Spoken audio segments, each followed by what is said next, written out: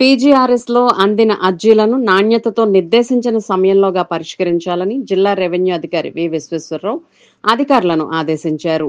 Eluru collectorate Godavari సమావేశ మందిరంలో సోమవారం జరిగిన ప్రజా ఫిర్యాదుల పరిష్కార వ్యవస్థ కార్యక్రమంలో అర్జీదారుల నుండి జిల్లా రెవెన్యూ అధికారితో పాటు Eluru RDO Achyuta Ambarish, special deputy కలెక్టర్లు K Bhaskar, Devakidevi, SP corporation MD M Mukkanti వినతులు స్వీకరించారు.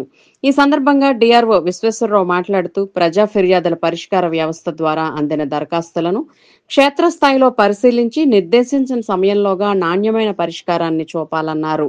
పీజీఆర్ఎస్ లో 277 దరఖాస్తులు అందాయని, వాటిలో నిబంధనల మేర ఉన్న దరఖాస్తులను వెంటనే పరిష్కారానికి చర్యలు తీసుకోవాలని, నిబంధనల మేరకు లేని దరఖాస్తులను అందుకు గల కారణాలను స్పష్టంగా దరఖాస్తుదారుడికి తప్పనిసరిగా తెలియజేయాలని చెప్పారు.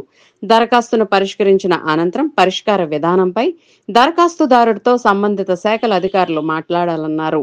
ఈ సందర్భంగా జిల్లాలో పెన్షన్లు, ఇళ్ల స్థల పట్టాల పంపిణీ, భూ సమస్యలు, గ్రామాల్లో ప్రాథమిక మౌలిక సదుపాయాల సమస్యలపై ప్రజలు దరఖాస్తులు అందించారు.